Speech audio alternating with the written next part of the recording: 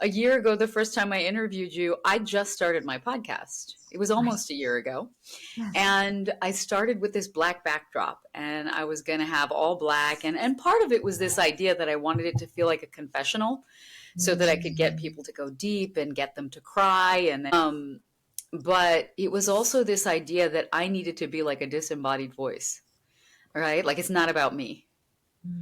And something that I've learned is I have spent a lot of my time trying to step left of spotlight, which sounds weird for someone who gives keynote speeches and has written books and done all that kind of thing, but it lives in all of us. So your book is timely and gorgeous, and thank you for sending it. You're so very welcome. So I'll start with this. Dr. Amanda Hanson, when I interviewed you last year, I thought after speaking with you that I understood the origin of your mission as emanating from your practice. But after reading your book, Muse, which is out today, I feel that I understand better how personal this is for you. And this book is not about you.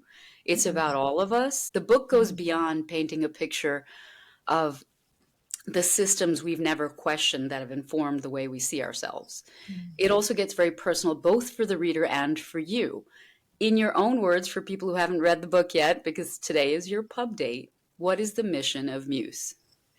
The mission is to showcase a different alternative for women, a different choice, a different mindset, a different ideology around what it means to be a woman. I think that we have culturally, globally, in the world at large, been served a fairly narrow path for what it looks like to be a woman in the world. And I have steered pretty far off that path. And from that, have created a pretty epic experience of being a woman in a world that typically wants to put us on the sidelines, objectify us, pay us less, toss us aside after a certain age. I'm having a very different experience because I've decided to. And that's a lot about what this book is about, how you can choose. There is actually a different narrative if you are so willing to step into it and do a lot of the work that I suggest in the book for a life as a woman outside of the very narrow scope that I think has been offered for us. And that many of us are not really aware of. To me, Muse felt like not a self-help book. It felt like a self-deprogramming invitation.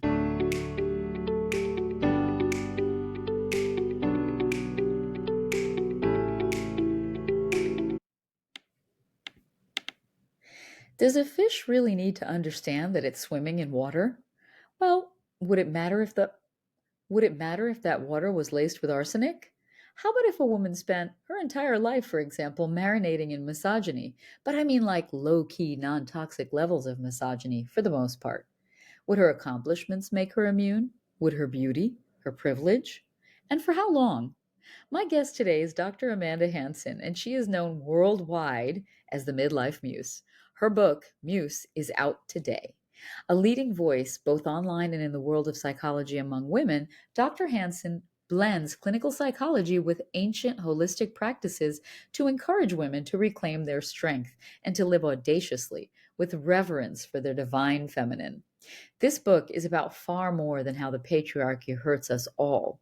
It's about how we can reclaim the way we were designed to see ourselves by taking a good hard look at the water we've been swimming in our entire lives.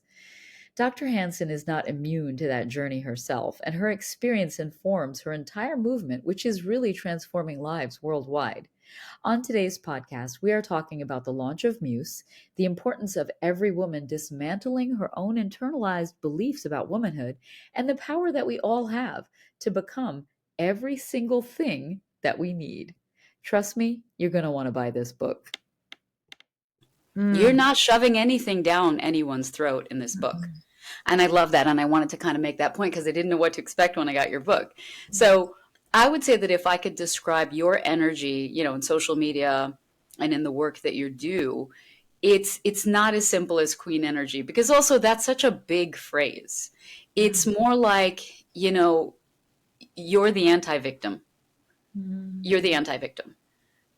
You've got your house in order. And so you're reaching out to other people because you don't want anyone to feel victimized. And you have to tell me if I'm getting this wrong, but this is the way I feel the energy of your book. And I want people who listen to my podcast to understand I don't recommend womanifestos. This is not something that is typically in my purview because I'm interested in the personal story. That's just kind of my bent. I'm interested in the world view of the interesting person and how it shifted. And so you're the anti-victim by nature and by choice. You know, the parts of your story which you shared in Muse really filled out the picture because you talk a little bit about the devastation of your parents' divorce when you were 10. And we talked about that on our first interview. You talk a little bit about the messaging that you absorbed about your emotions being too much. I mean, same, right? To the internal knowledge that you always had that your body knew what it needed. There are a couple of vignettes that were really powerful there for me because you're so young and you know what your body needs. You already want to trust your body, but you also talk about how simultaneously you're internalizing the toxic beauty standards, right? And that led you to a breast implant, to your whole journey of choosing to birth naturally. And it sounds to me like you're not judging anyone for their own birth choices, but how important it was for you to choose to listen to your body, and that it goes all the way back to your childhood. To creating these circles of womanhood to sort of reclaim that thing that ignites when women commune. And this has been a journey that you've been walking all along. This book is powerful, I think, because, as you say, so many young women are watching you. People need to know the reality of your story and that you yourself have puzzled this out before they can really feel safe to follow you, right? So you're not immune to this internalized negativity. This festering, this phrase you used, you were talking about the women in your circles were starting to shift, and the whole conversation was about how do we stop the aging? How do we stop the aging? And same, right? I'm sick of the conversations. So the way you describe all of that leading you to setting out to avoid and fight this festering infection of fear of aging. Tell me what you learned about how early this fear begins. Well, the research that I did shows that women, young girls, start noticing anywhere between the ages of 8 and 10. So prior to that, they're living in the world. They want to be like a unicorn slayer and a firefighter and a paramedic and, you know, a pilot. They want to be all the things. They have no reason to believe they can't be what their heart is so excited about. They dress in ways that feel aligned for them. They look in the mirror with awe and wonder and just go about their life. And then between the ages of 8 and 10, the research shows they start to look up and realize that there's expectations on how they should show up. They start to get the messaging from family, from culture, from religion, just society at large. And now girls as young as 10 are going to Sephora. They're like a new consumer for that 10-step beauty skincare routine, which I still at 52, I've never had and I don't have. And I think, my gosh, well, who's taking them to Sephora? Yeah. Who's driving the car and taking them? And who's saying that sounds like a good idea? And who's paying for it. And paying Right. for it. And paying for it. So yeah, I think that girls are getting the messaging in their homes often from watching how the women around them are living, and then from society at large and at school and from their peers. And now we've set up a system of like, wow, this is great. We can get a consumer in even earlier, 10, 20 years earlier than we used to be able to get them scared. Let's start scaring them at 10. You know, there was one choice when I was in middle school, which was Clinique makeup, right? That was it. There was one. And even that, it didn't have any colors that matched my skin, but there were like 3 colors. You picked a color and then you looked kind of clownish and it was fine. But, recently I had a guest on, Jodie Bondi Norgard. She wrote a book called More Than a Doll. And she talks about walking down the doll aisle with her daughter, fresh from soccer practice, all happy and sweaty, and looking for a toy to give to a friend's birthday party that they had to go that afternoon. And the only thing they saw was lovely Lola. And she's horrified and disgusted and buys it and brings it home and shows her husband. It launches this whole go-go girls doll thing. She ends up speaking at the White House and doing all this great work. But it's a different tact on this. And I do want to say, everybody's going to read this book through their own lens. Mm-hmm. And when I got your book, I thought, the magnetism of women who stop abandoning themselves. I have not thought as much about ways that I abandoned myself until middle age, because I'm not the template of a woman who believes she abandoned herself, right? Mm-hmm. It gets really easy to fall into a trap of thinking you're fine and you don't have to examine any of these systems. Your book does not shove it down anyone's throat, but it's clear to me that I'm walking around with a lens of assuming comparatively I'm fine. Why? My mom never spoke negatively of her body or anybody else's. She just said things like, nonsense is nonsense, and then walked away with her head held high. And I thought that was enough. I really did. But when you get to middle age and you look back over your life, if you really do examine it, the systems around you, I guess, no matter how much love you got, no matter how many positive experiences you might have had, it's possible you can never be inoculated against this like loud, pervasive system around you. Part of what you're illustrating is that women were not programmed biologically to be small, right? We were programmed societally. So there's a quote, I think it was page 35, and you say the rise of Abrahamic religions, however, led to the erasure of the goddess, and women's sexuality came to be linked with sin and temptation. Enter the veil, which was really upsetting given changes that are happening in our government and all over the world today. The other day, I saw something on social media, and it was a picture of Iran's parliament. Like how many years ago? And those women were the grandmothers of the kids I grew up with, because there's a huge Persian community on Long Island. So many of these people and their families fled. And so I guess what I'm trying to get at is our reverence for the feminine, for the sacred feminine, feels like a potential antidote to turning a blind eye to what's happening around us, right? Mm-hmm. How do we tune back in to that without letting our anger take over? It is not one without the other, right? Like, I don't think that we can really access it until we feel the anger. So I do rage practices with my clients, right? And we're actually, I do 6-month journeys with women from around the world. So right now I have 60 women on a 6-month experience with me. They have daily access to me via Voxer, and then we have weekly Zooms. And literally today was the introduction of rage. And we are working through this element over the next couple of weeks. And I thought it was so timely because here in America, tomorrow is Valentine's Day. So we're doing we're looking at all of the ways that women have been subjugated around the world for thousands of years and how systemically that's inside of our systems.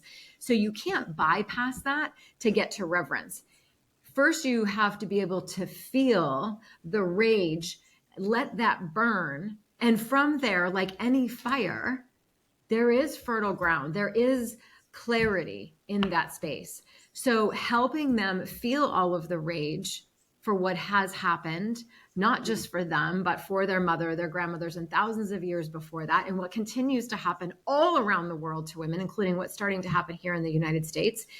We cannot just bypass that. We have to be able to feel it. But my practices teach how to not become consumed by it, but to use it rather than the fossil fuel that contaminates you or causes autoimmune disease or cancer, to turn it into renewable energy so you can go into the world and start a movement. You can go into the world and speak bravely and loudly in places where everyone is shying away. So it is often the rage that we need to connect to fuel, when channeled properly, to fuel the change that we need. But you can't do that. You can't do one without the other. So to connect to the reverence of what it means to be a woman. My husband and I were sitting in a restaurant last night and talking about all of this and what's going on in the United States right now. And if anyone is paying attention and not feeling rage, I am concerned that you're wildly asleep. And there were tears, and he reached over and touched my hand, and I'm like, we are so exhausted globally as women. Women are so exhausted. This is why our nervous systems and our cortisol levels are so elevated. When and where can we get some peace? Who's there to protect us? Where are the men marching right now for us? Where are the men saying, absolutely not another thing will be taken from our women? Where are you all? Yeah. So we can't. And I said to him, look around at every human being in this restaurant right now. Yeah. Everyone is here because a woman decided to give birth to that child. A woman's body did that miracle. How are we still in this place where we abuse women, we control women, we put our thumb on them, we disrespect them, we objectify them? How are we still here? And shame on us for women for ever even allowing mistreatment. Shame on us for thinking that was good enough for us. And if we don't revere what it means to be a woman, and we're constantly chasing, looking young, looking youthful, all of these metrics that don't mean shit in the end, while we're busy doing that, spending all of our time, energy, and money in those places, everyone's running real far past us, stripping our rights away. That's part of the point you're making, is that it's like weaponized against us, right? Mm-hmm. Beauty standards and anti-aging as a fixation is really weaponized against us when you realize if we took all that energy and we put it back into the things that our great grandmothers were focused on, because they really weren't worried about being sexy. At 80, even though I'm sure many of them felt sexy, and then what could we do with all of that? It's almost, it's as if like accepting aging would just give us so much time. Simply just think about it in terms of the resource of time, because we've made so much progress, and you talk about how women's bodies, it's kind of coincided with women becoming more successful, coincided with the idealized female form becoming smaller. Mm-hmm. And it starts to make really horrifying Handmaid's Tale-ish sense. Mm-hmm. Right? This idea of sexy, right? Like sexy is for who? Sexy is feels cheap to me, because sexy is some standard of like somebody else would look at you and think, wow, you're sexy. I love the idea of being a sensual woman through your five senses. Sensuality is timeless, right? And sensuality is a power that comes from within, rooted in self-love and self-belief. So I'm so much more interested in being a sensual woman than a sexy woman. A sexy woman feels cheap to me. It feels like that's posing for somebody else's approval. I agree with the distinction, and that's not where I was going with it, because to me, sexy is a very private thing. And it's funny. Someone said to me recently on a podcast, and he said, my God, you don't look 47. You look so young. I said, well, thank you. But the goal was never to look young. The goal is to stay hot, right? Mm-hmm. Like, let's just be clear. you could be super hot when you're 80. So, but like, I get it. And thank you for the nice compliment. But that was never my goal. Mm-hmm. Your book is systematic, right? Mm-hmm. It breaks down how to dismantle some of our unknown internalized beliefs as a pathway to then being able to wake up to what's going on around you, right? And vice versa. It felt a lot to me like it's about ridding ourselves of this collective cognitive dissonance that we're living with. So many of us broke barriers, had the opportunity to do all those things. And we've been walking around believing that means we're okay. Mm-hmm. It's possible nothing's okay. And your concept of a mirror ritual was interesting for me. And I did it this morning. And I've never done anything like that. Talk about the mirror ritual. Well, I just think that I was on this journey of being surrounded by people who were really fearing this midlife thing. I'm 52 now, and I was 40 when I really started paying attention to everybody panicking around me and noticing that none of the men seemed to be panicking. Like it wasn't even a conversation for them. And I thought, how did we get here, this double standard? This is so sad to me. It's so insulting to me that this is the state that we're in. And I'm going to choose something different. So I'm, a couple of years into choosing something very different than most women around me. And I happened to be going through a box of some old photos, reorganizing some stuff. And I came across this photo of my daughter, who was 9 months old at the time. And I'd just taken her out of the bath, and she'd made her way over to this big mirror that was leaning up against the wall. And she pulls herself up on the mirror, and she's looking at herself with so much awe and wonder and this huge smile across her face. And I grabbed my camera and I captured it. That got developed and put away, and I didn't see it for years and years later. She's 22 now. And when I saw it several years ago, it took me by such surprise to the point I had to sit down on the ground. And I thought, when do women or girls stop looking at themselves like this as a miracle? When do we get into this energy of berating, critiquing, covering up, shape-shifting, looking at everything that's wrong? How does that happen? And what would a life of a woman look like if she went to the mirror and saw the miracle every day? So in that, I decided I'm going to do this for 90 days. So I started doing it for myself. The first few times, awkward, uncomfortable, and I kept showing up, and the thoughts were going, and I kept just letting them float by, and I did it, and I kept doing it, and I stayed longer, and I stayed longer. And what happened over the next several weeks after that was one of the most holy experiences I've ever had in my life, because I was no longer seeing the three-dimensional figure of me. I was seeing through into my soul. And so it just became a practice that I thought, this is how I want to start every morning for the rest of my life. And so I teach this to clients. I teach this in my big events. It is incredible, the feedback and what happens for women in front of the mirror. It is unlike anything. And it sounds so simple, but especially when you stay with it. I was having a conversation with a client this morning who's been doing it every day for 4 months.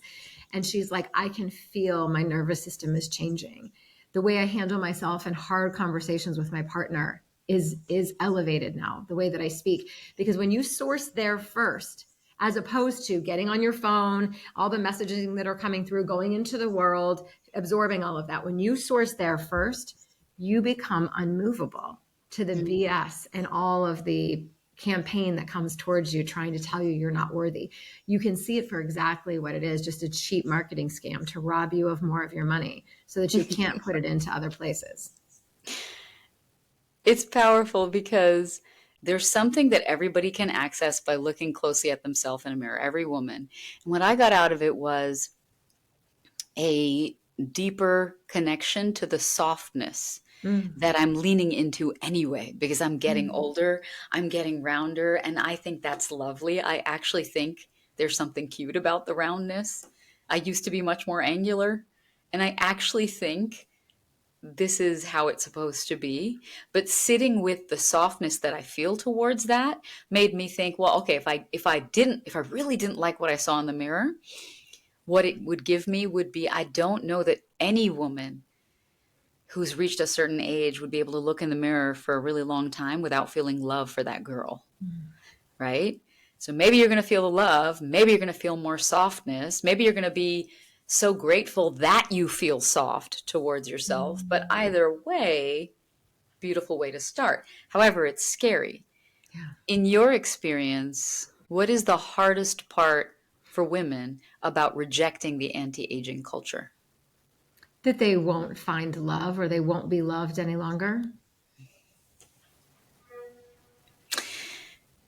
I thought you were going to say something else. Recently, I interviewed another guest who came on the podcast. His name is Keith Hayward, and he wrote a book called Infantilized. And he basically says, for the majority of human history, it's been understood around the world that there were 3 phases, by and large. First one, you're a child, you can't survive on your own.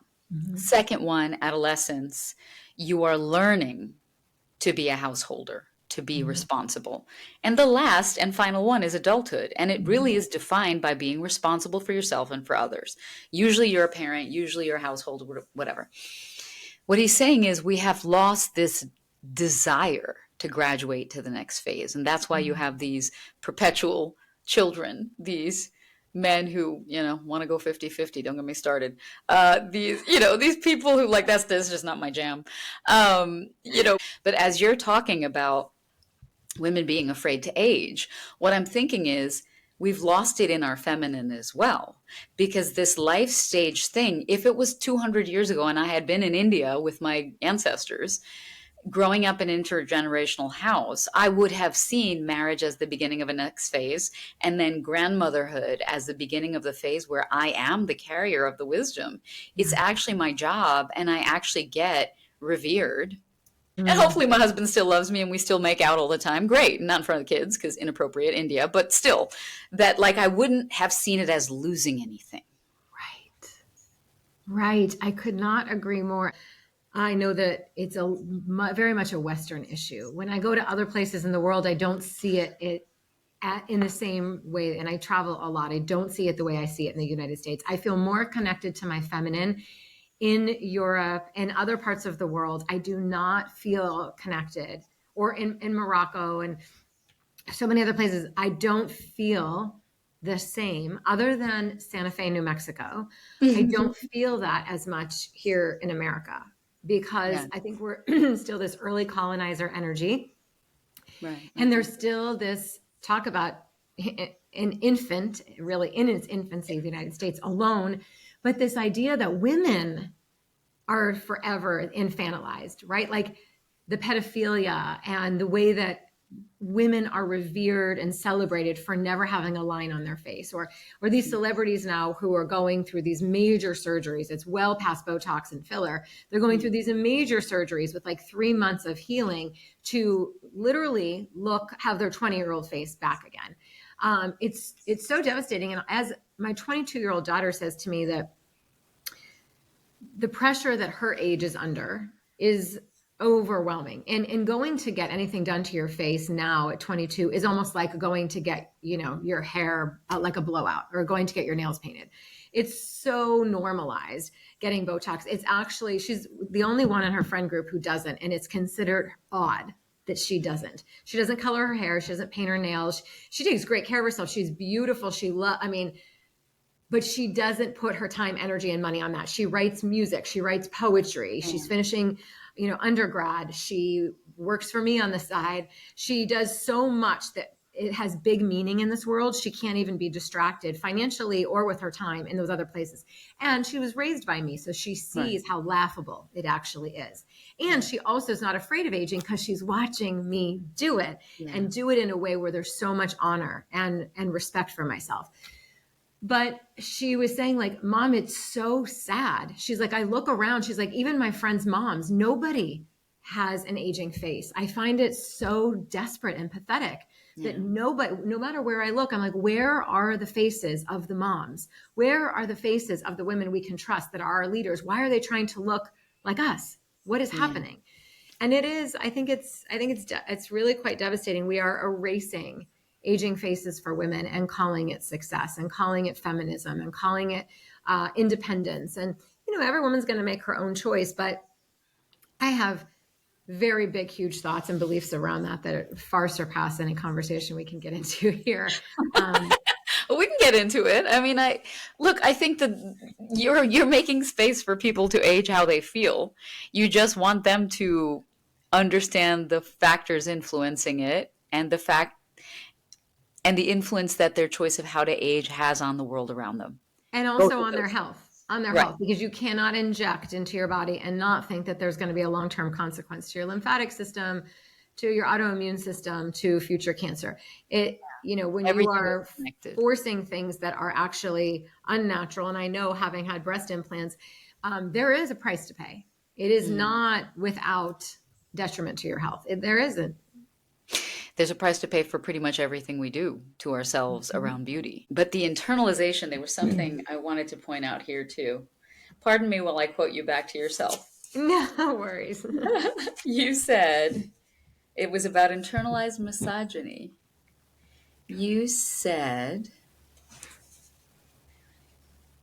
I hope through our explore I hope through our exploration you'll see how you have been marinating in misogyny your entire life. You've been programmed to hate yourself and to please everyone else. And this awareness, this acceptance of reality will enable you to move toward becoming the queen of your own life. Marinating in misogyny your whole life.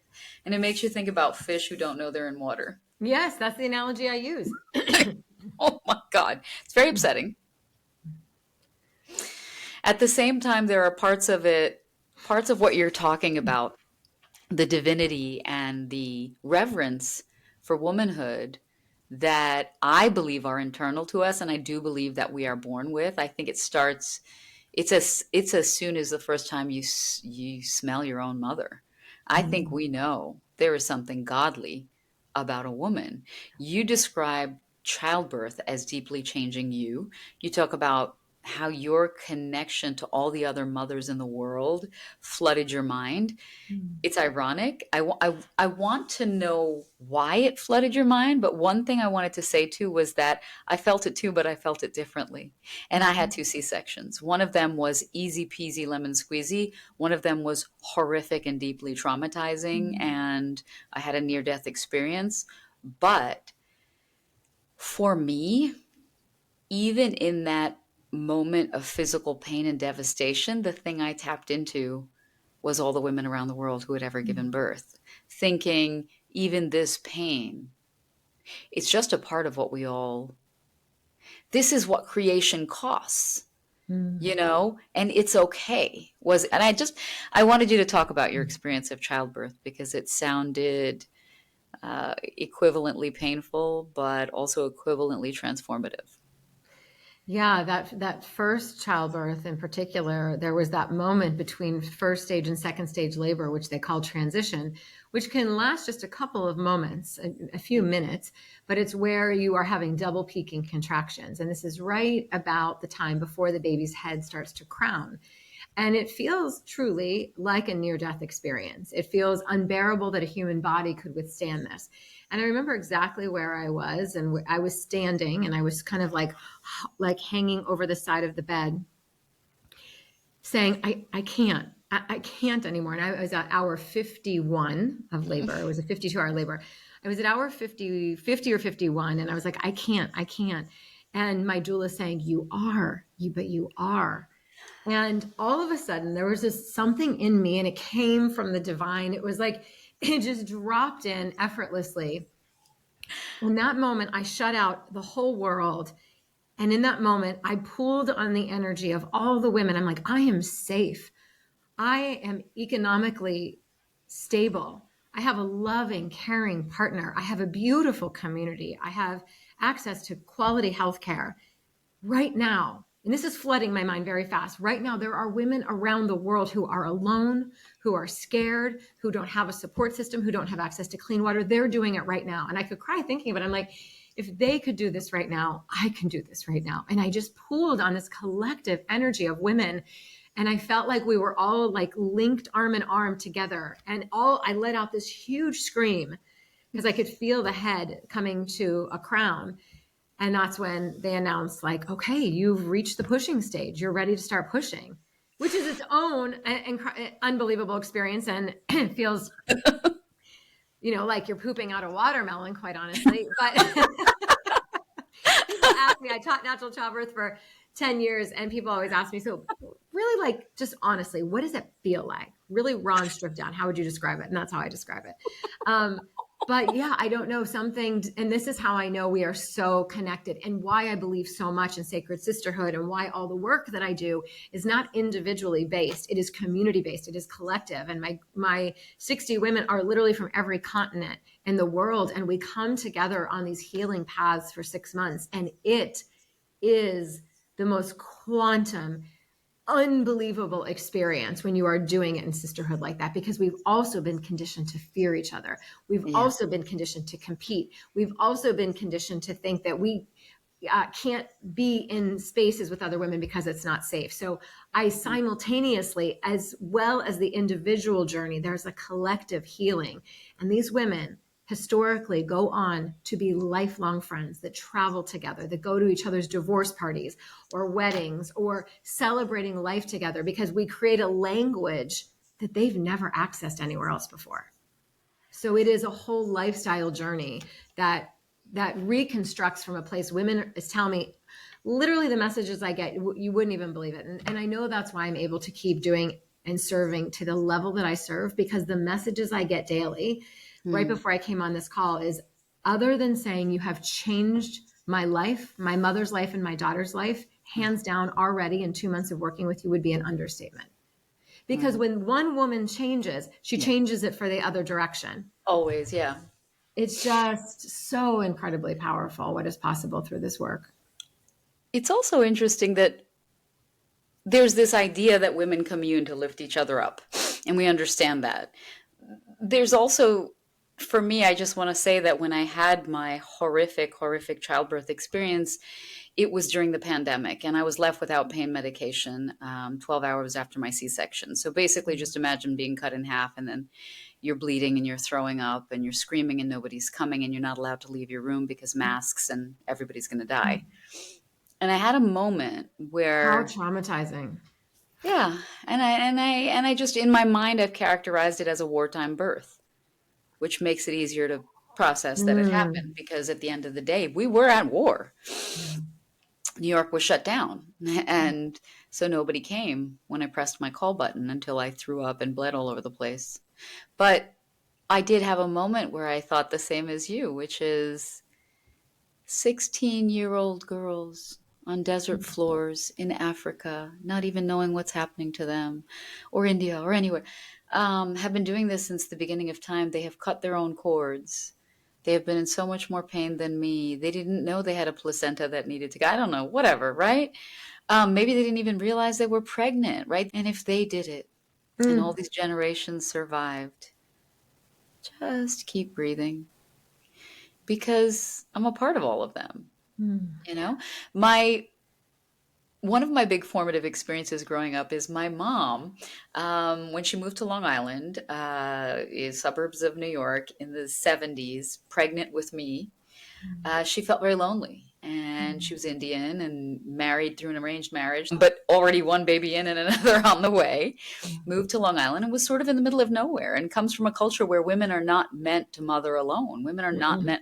meant, people don't live alone, right? She took out an ad in the Penny Saver magazine and said, I would like to start a weekly luncheon club of women of Indian and Pakistani origin because we need to continue our culture and we need each other. Now, nearly 50 years later, the Ladies Club persists. I'm actually working on a novel about it that centers around what it meant to me. But I think it gave me this backdrop of thinking that it is the job of women, especially as they get older, to just accept each other, Mm. right? Because I saw that this auntie didn't like that auntie, and this auntie thought that auntie was cheap, and this auntie thought that auntie's son was rejected her daughter, whatever, all the things. But 50 years later, they're all good friends. So it's a really beautiful template. And I think not only do we need to start these things, but we need to talk about them more Yeah. because the younger generation needs to know what it looks like if they didn't grow up seeing it, you know? Yes. And those examples matter. One thing I do want to cover is, we've talked a lot about pain. Mm. I want to talk about pleasure. Very powerful scene you paint when you're 10 years old, your parents divorced. You talk about your grief being very intense. And I know, not from the book, but from our prior conversation, that your father moving within the same town, Mhm. having a whole other family and not being as present as he should have been, and also when your mom was struggling financially, Mhm. was what exacerbated this situation. It was the way that the divorce was handled, right? Mhm. But at the same time, you were only 10, but also you were 10, not 4. So you were able to sort of see some of the dynamics. Naturally, you were filled with rage. Naturally, you had a lot of grief. This all makes a lot of sense to me. What you revealed in the book was that you started to sense voices. Mhm. And I did not know that. It's amazing to me that you trusted your body then. Tell Mhm. me how that whole thing unfolded. Yeah, I think that the anxiety and the lack of resources and tools became so overwhelming because my mom was depressed, so I couldn't talk to her, and I was kind of sent to my room to figure it out. It's also the driving force behind why I wanted to be a psychologist when I learned about what that was at 13, because I thought, oh, I want to do that. I want to provide a space for people to talk about their feelings. So they don't Um, have to figure it out alone. right, exactly. And so I remember getting ready for school in the mornings, and there were two voices in my head. And one was screaming, hurry up, dummy. You're going to be late. The bus is coming. You're so stupid. You never know what to put on. And hurry up. It's so cold and you need another layer. And you're so dumb and you're so ugly. And it was like really fast paced and it was mean and it just It wouldn't was an stop. And actual then voice? it was a voice in my head. Yes. Wow. Yes. Like they would call a hallucination, hearing voices. And then there was another voice in my head that was saying, slow down. Don't worry. It's going to be okay. It's going to all work out. And it was really slow, almost like it was half asleep. And it had this really soft tone, almost in a whisper. And the words were very drawn out. And these two voices were like constantly combating inside of my head. And only when I shared with my mother that that was happening, she said, we need to have you. In addition to the fact I was having debilitating, missing more school than I was attending, debilitating headaches and stomach aches. And skin was peeling off of my fingers and my toes. And my body was like shedding and grieving and it was havoc. So because of a culmination of all those, by the time I had said, also, I'm hearing voices and they're scaring me, all of that, they brought me to the Cleveland Clinic to have me evaluated to figure out what was going on. And the psychiatrist, I saw the reports, had said this is because of all the stress that she's under emotionally because of the divorce. And this is, for lack of tools or resources, this is how she's processing and dealing with all of the anxiety inside of her. Thankfully, my parents did not take the recommendation to medicate me because at least at that time, that was not something my mother was comfortable with.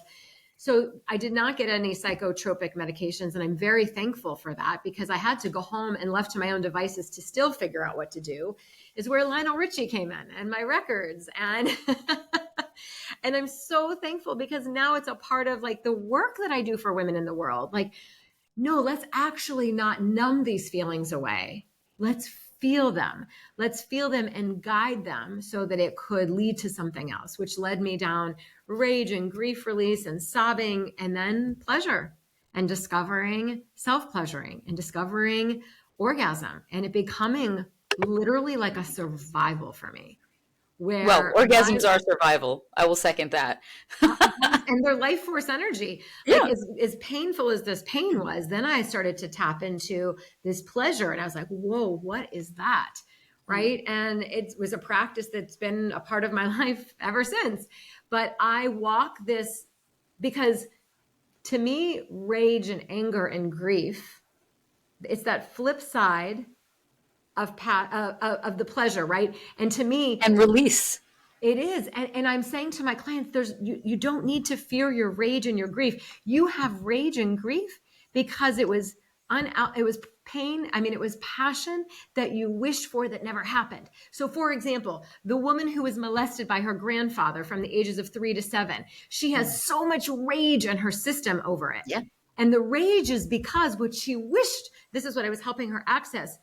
What you actually wished would have happened is that your grandfather took you to get an ice cream cone, that you wish your grandfather would have put you on his lap and read a story to you or told you stories of when he was a child, not that he would have taken your pants down and done things to you. That's why there's rage. Rage exists for me globally right now because I'm watching what's happening to the world. That's why I feel rage, because there's a passion of what could be. I believe so much in humanity, and what could be is so incredible. I see the whole vision, but we can't get there when we continue to have these egotistical leaders.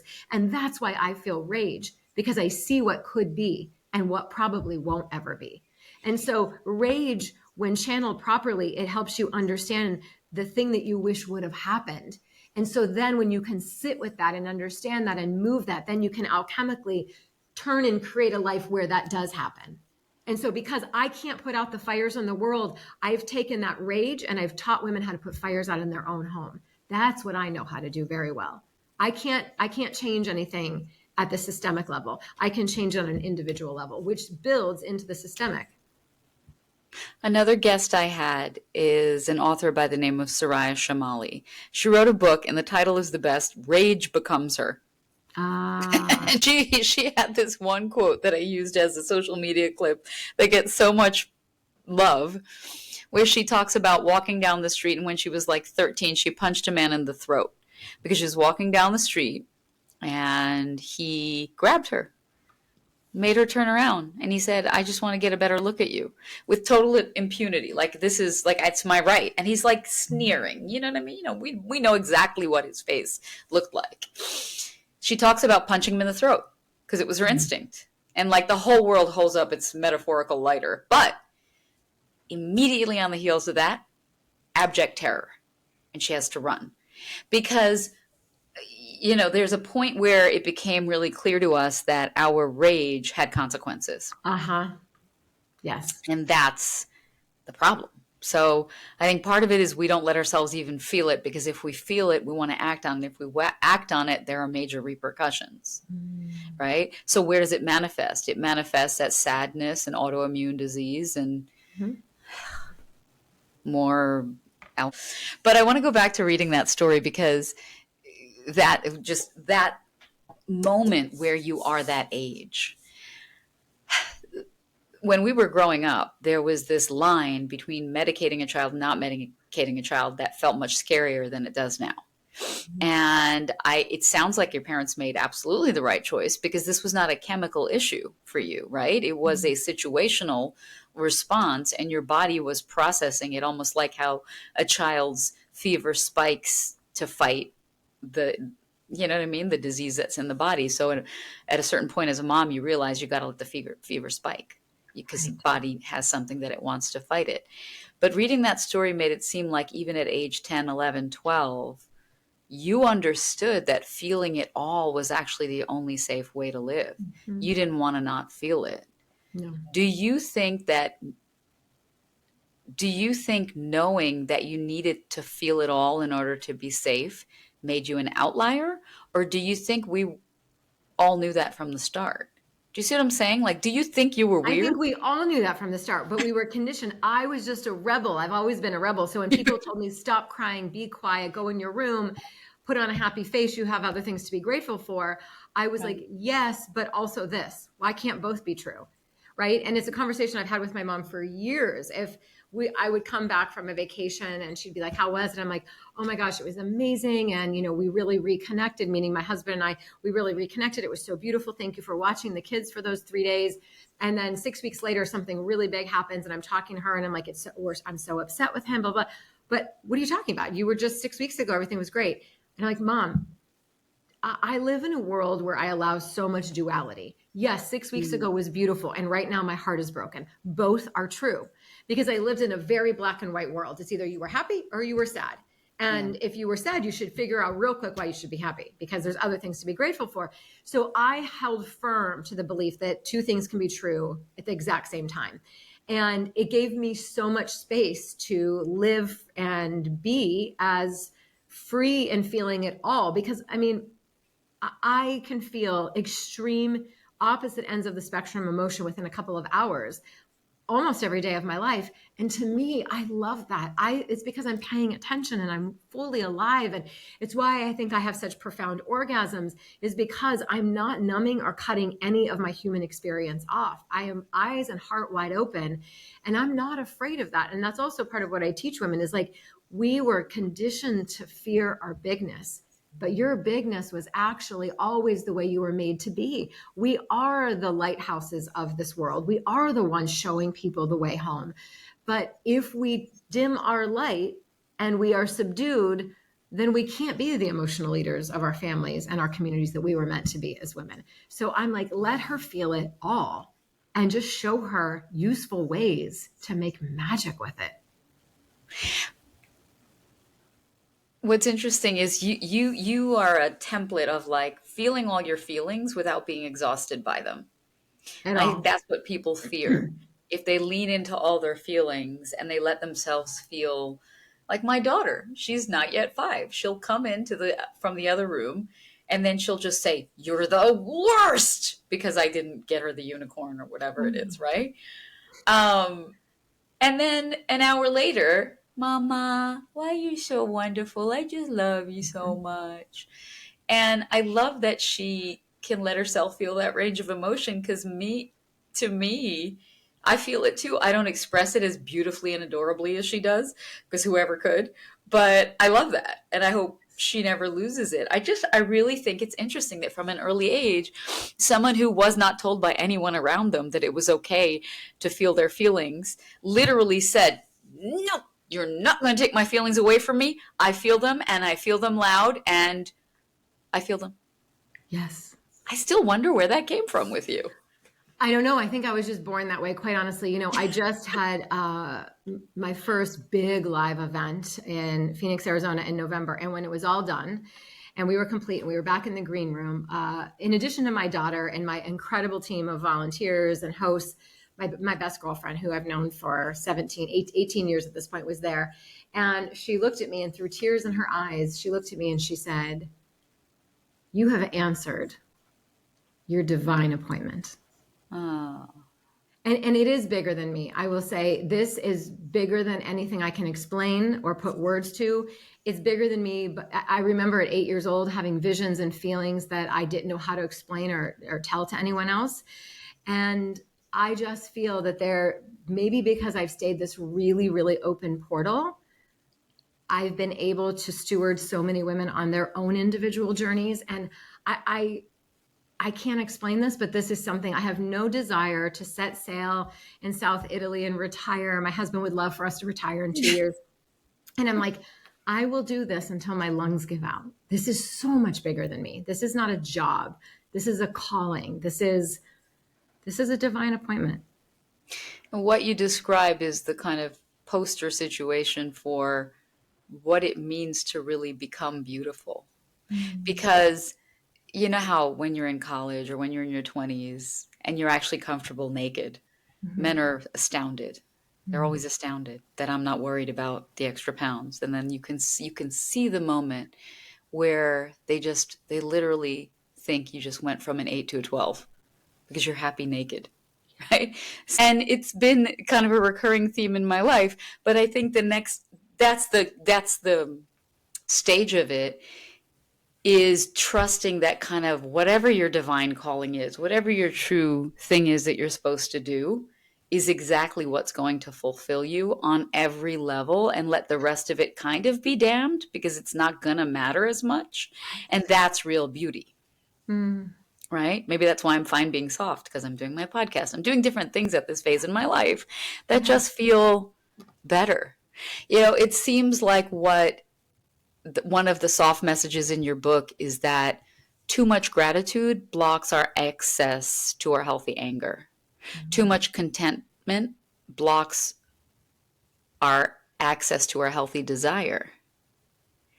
And you're not about toxic positivity. You're not about toxic gratefulness, right? But you're not blaming anybody for any of it. You're just saying, see yourself clearly.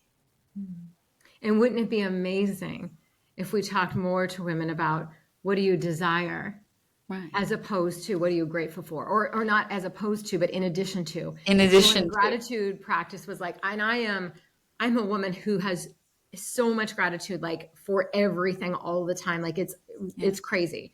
And I'm letting the people know in my life how much gratitude I have for them and what they give and the services they provide and the way they show up in my life and just the humanness and the friendship and the gratitude for my body and its exquisite way of walking me through to menopause, and just so much gratitude. But, I have just as much, probably more desire in my life. I have desire to accomplish so much more, to have such bigger impact than I've had thus far. So much more connection, deeper in ways my husband and I've never accessed before. So much more time with my children and conversations on the couch than we've ever been able to access before. And adventures around this globe with my best girlfriend next to me. There is so much desire constantly percolating. There's so much hunger and ravenousness for this life. And I don't hear women talk about that enough. Yeah. I hear them get into these small boxes of like, well, I'm just, I'm grateful for what I've got. Yeah. Like, yeah, but what is your heartbeat for? I don't know. And the fact it makes it so clear why when women were mean, they were actually being competitive. And in fact, they did not like me. They just didn't really like themselves. And if I had known that then, all I would have ever said is, why are you so awesome? You're so awesome. Why are you so awesome? I don't know what we could have done for each other. But you talk about a woman not seeking approval. I've always understood why a woman who is internally calm freaks out a lot of dudes. And I mean dudes, not men, right? Like not someone like your husband. Why is a woman who stops asking for approval dangerous? Because she doesn't allow cheap comments to feel like a banquet. She doesn't allow little bits of someone showing up occasionally and inconsistently to mean love, right? When you self-approve, the bare minimum that someone will need to show up in your life, the bare minimum, at least by my standards, is you're going to have to, by minimum standards, match the way I show up for myself. And even more so, because actually, what would even be the point of having you in my life? Right. Like, You're I just don't going to really make a know, because I'm mess. so Yeah. well resourced within. If you don't bring more to the table, I'm not actually sure why we're even engaging in a relationship, because I Right. bring a lot to myself. And so a woman like me is scary, because you're not going to impress me with a couple of cheap words. You're not going to impress me if you buy me a steak and wine when I can buy myself the whole entire restaurant. So Yeah. a woman who self-approves and self-resources is not easily impressed by the cheapness that a lot of men serve. I mean, I have single friends and colleagues, and the things that they tell me don't even seem real when they tell me some of the examples of About the the way people behave in dating? yeah. Yeah, well, listen, I'm single, but the reason I'm okay is because I don't care. Right? That's the only reason. I know that's the only reason I'm okay. Absolutely. Absolutely. So imagine you're a woman, like one of my clients who lives in New York City. She was out after work a couple of weeks ago with some other colleagues. There were 4 or 5 of them. She works with me. She's been working with me for over a year now. She is a queen. You can feel her when she comes into a room, the way she carries herself, the way she speaks, her non-negotiables, the love she has for herself. She's just in this queen essence. And it feels amazing being around her, right? Now, her colleagues who she was with, who are looking around, she's trying to have these like really deep conversations with them, and they're all looking around, seeing who they could spot, making eye contact to see who could notice them making eye contact. And she said it was so sad because at the end of the night, they all left with a guy, and I went home to my apartment alone. And she said, and I think in an older version of myself, I would have felt rejected or not wanted. But I realize, in fact, it's because I've stopped seeking. And I said, so I want you to understand, you're standing there, a group of 5 of you. I want you to understand energetically how intimidating for a man in a bar that energy is. He doesn't want a queen. He wants a woman he can go home and have a one night stand with. So when they're playing the games of seeking and you're in conversation, that is so terrifying to little princes. Princes aren't going to come up to those kinds of women. Like a king may feel comfortable coming up to that kind of a woman and having Right. engaging in a deep conversation with her.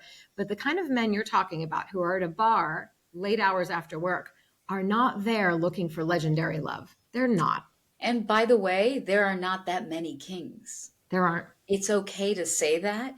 And part of choosing to step into queen energy is understanding that there are not that many of them and there never were. So if There you never choose were. to step into it, you have to be okay with that. This is your one and only life. Choose peace, right? Because part of why dating is harder later in life is that we do come more deeply into ourselves. Oh yeah. And so at this point, even people I would have gone out with 3 years ago, I require the phone screen because I'm not sure I want to fix my eyebrows for you. But part of it is either you go that way, which means the pickings are slimmer and you have to be okay with that, or you go in the other direction where you're getting older and you're hating yourself. So then you're bringing that desperate energy to the dating, which is why everybody's single these days. But that's my treatise on that. Well, I also think Um, women have woken up in a lot of ways, and what we required or allowed before, not required, but what we allowed before, we are awake to now. And we're like, are you kidding me that I ever thought that was enough? And I think that when you are younger, what you put up with as a princess is very different than what you would ever imagine tolerating when you are more in this like a queen energy. So our standards have elevated, and I think women are prioritizing love of friendship and sisters, and it being so nourishing to their souls that oftentimes, in comparison, the relationship with the men in their lives feels like it's a drain or this heavy weight on them. And so most of the women I know choose to just opt out for right now, because they're like, until men start stepping up, it's not actually an added value for my life. There isn't enough return on the investment of my the time. need for the gold star, for the behavior that my friends show me without a second thought, Mhm. is the challenge for a lot of women Mhm. that I know. I would never dream of asking one of my friends to save a Wednesday night for dinner and not suggesting 2 restaurants that I know she'd love. Right. It just wouldn't occur to me, right? Right. Because that's just how adult humans operate. I would do that for my child. I will do that for my friend. So it becomes, really, dude, you want a gold star? That's not going to work anymore. And I think the sum total of it is, as you get older, it's because you know what it costs to abandon yourself, Mm, to use your language. You finally know what it costs, and the cost was always too high. always. At one point, you had a quote that resonated so deeply with me as a writer. And this, I swear, this is the last time I'm going to quote you back to yourself, but it's page I'm 150. loving this. Thank you. You said, I want to lovingly remind you that the goal of life is not happiness. Instead, the goal is to feel it all and to let the wide range of human expression and your humanity be honored, expressed, and seen as holy. Mm. Full stop. Seen as holy. So my last question is this. If I can give you a time machine and I can send you back to your childhood bedroom and you can knock on the door and you can walk in on Mm. 10-year-old, 11-year-old, 12-year-old Amanda, she's having a really, really rough day, what would you tell her? I would go and lay next to her. I wouldn't interfere with her emotional process, but I would tell her, keep going. There is a version of you. If you keep walking this path, there is a version of you that is beyond your wildest dreams. And I would just let her know that she was on the right path, because there were so many times where I doubted if I was too much, if I was too expressive, if I was too intense, if I cared too much about humanity. But I would remind her, just keep going on this path.